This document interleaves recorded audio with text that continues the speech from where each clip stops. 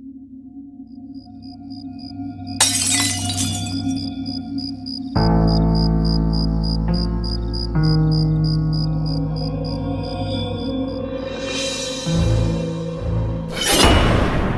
back once again to the Imaginary Gallery. TJ here, and we are discussing personal self-defense against the narcissist or psychopath or sociopath, or the list goes on, or the cluster B toxic monster. We left off at number 5 in our list of ways to defend yourself if you find yourself dealing with such a creature. So number 6 is understand how psychopaths manipulate others. The more that you understand about how psychopaths operate, their modus operandi, the better prepared you'll be to avoid being manipulated by them. In a previous chapter, they discussed and reviewed the phases that make up the parasitic lifestyle adopted by many of these creatures, such as assessment of the individual's potential utility, weaknesses, and defenses, the use of impression management and manipulation to ingratiate themselves with the individual, and then to siphon off resources, and number 3, abandonment, the phase in which the individual is no longer of use to the insert name here. Nonetheless, even the most experienced psychologist can be taken in by the blandishments of a charming psychopath. So there is never a guarantee that you'll be safe. However, this should not dissuade the reader or the listener from learning more about how these creatures manipulate others. Many targets are unwitting participants in a psychopathic manipulation. The authors have found repeatedly in the cases reported to them via email, letter, and interviews with victims that many did not know that they were dealing with a psychopath until it was too late. Duh! While the specific details of each case may differ, the feelings, attitudes, behaviors, and outcomes the victims described seem to form a pattern or process. What follows is our understanding of these stages, roughly in the order they seem to appear. Temptation. Your curiosity goes up, your guard comes down. Bonding. You believe that you've found the perfect relationship. Collusion. Wanting to please them. You give in to their expectations and demands. Self-doubt and denial. You blame yourself for their unhappiness. You are blind to the truth. Abuse. You take what they dish out. Realization. You see that you've been played the fool. Shame.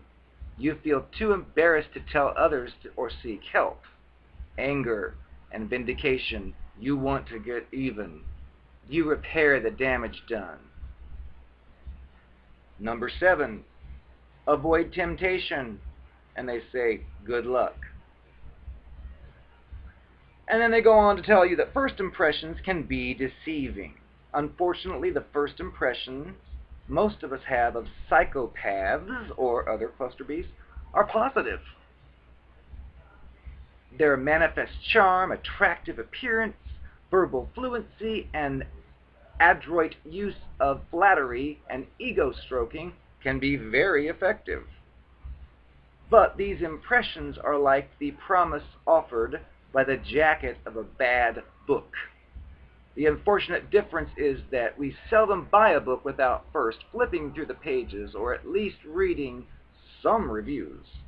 Whereas we often accept the psychopathic facade at face value. With psychopaths, what you see is not what you get. But it may take a lot of pain before you realize this. Because not all psychopaths are alike in their presentation, you may experience the pain more than once. Perhaps we would all be better off if we were to exert at least a modicum of cautious, even suspicious evaluation in new social encounters, particularly those that potentially can have some impact on our lives. At the very least, we should reevaluate our first impression as more information about the individuals become available. Note that not everyone feels comfortable during an encounter with a psychopath, for reasons that are not entirely clear. Number 8. Avoid the psychopathic bond. Subtle charm, impression management, and manipulation techniques may convince you that a psychopath likes who you are. You may feel excited at this time, believing the psychopath genuinely likes and respects you. You may know that the relationship, whether personal or professional, will grow. Over the course of a long conversation or a series of meetings, a psychopath will try to convince you that he or she shares many of your likes, dislikes, and attitudes, mirroring. This need not be stated openly. In fact, a lot of this manipulation can be so subtle you might be guided to this conclusion just by hearing their life story. Of course, the psychopath's stories are carefully crafted to mesh with an individual's hot buttons and weak spots. In all the cases they've reviewed, the thought of finding someone who shared their values, beliefs, and life experiences was very seductive. So at this point, this monster tries to convince you that its integrity is without question, and that the relationship is based on honesty and trust. At this stage, most individuals report having shared a goodly amount of personal information with this monster, believing that the things they'd learned about this other one's life were true and deeply personal. Now, of course, they did not suspect that they were being lied to, or that much of what they heard was fabrication.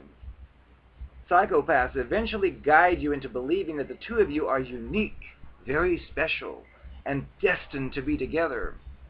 They portray themselves as the perfect friends, employees, or business partners. They may take considerable time and effort on their part, and the grooming will be subtle. The sad truth is that the psychopath bond is a sham. It does not exist except in your mind. You now are potentially open to psychopathic use and abuse. Sensitivity to the bonding process is a good preventative medicine. Be wary of falling for someone's story too quickly. Solid relationships take time to develop and grow. They've copied my words. If you feel that this person is too good to be true, try to prove yourself wrong. Number 9. Do not collude in the psychopath's game. Once a psychopathic bond is firmly established, you will find that your hot buttons and weak spots are used to gain your compliance and to reaffirm the relationship. Surprisingly, the resultant back and forth may strengthen rather than weaken the relationship. Criticism, such as, "You're too fat, nobody else will love you." Threats, "I'm not putting up with this anymore, I'm leaving." Or intimidation, "Don't make me hurt you," are effective manipulation and coercive techniques. This is especially true in relationships in which you find yourself doing what the psychopath asks, even if it's not in your own best interest, in order to maintain the intense bond. Healthy relationships tend to be balanced, with each person giving and taking. Psychopathic relationships are one-sided. You give and the psychopath takes, whether it's money, sex, a place to live, power, or control. Now, in many cases, friends, family, and coworkers see what's going on and may try to warn you. Well-meaning comments such as, "He or she's no good for you," "Get out of that relationship," and "You can't trust him or her," often go unheeded and may lead to your estrangement from family or friends. After all, because they're just jealous. The psychopath reinforces the isolation and sometimes, as in the case of psychopathic cult leaders, demands it. Now, if you find yourself being dominated by a boss or coworker or on an emotional roller coaster, seek outside confirmation. If you find that the interactions are damaging, it's time to end it. Easier said than done. Often, family, friends, and coworkers can assist you or provide you emotional support as you transition out. In abusive situations, you may need to get the advice and assistance of the authorities or other trained professionals.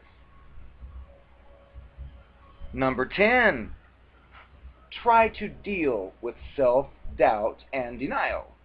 The opportunistic, deceptive, and manipulative behaviors of psychopaths can be as bewildering to the victims as they are devastating. Many victims become racked with self-doubt, blaming themselves for whatever happened. Others deny that there is any problem at all.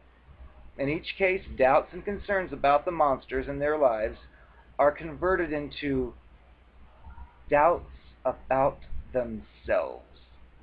The problem is greatly exacerbated when a victim cannot convince others, including family and friends, that someone else is the cause of the problem. "Everyone thought I was the problem" is a common refrain from those who have dealt with such monsters. If you're lucky, others may see things for what they are.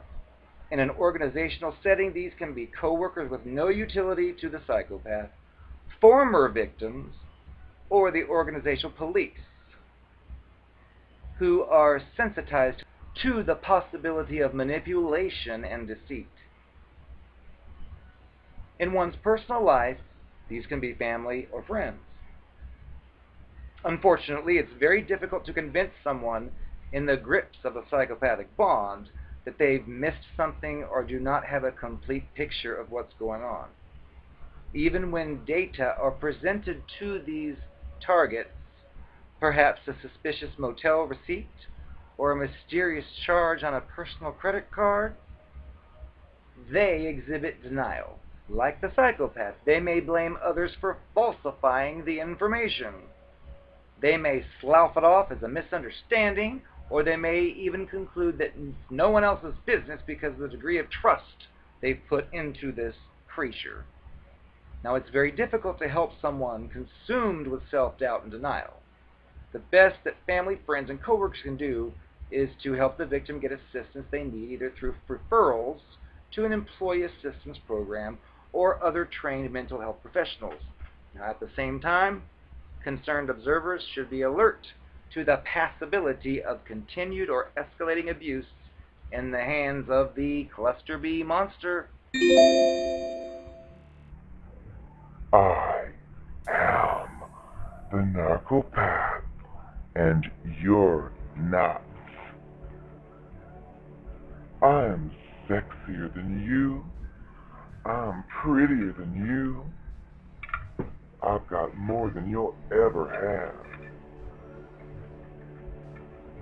So keep that in mind, because I'm coming after your husbands, and they love me.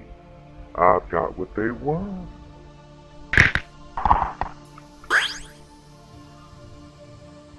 Your husband doesn't love you.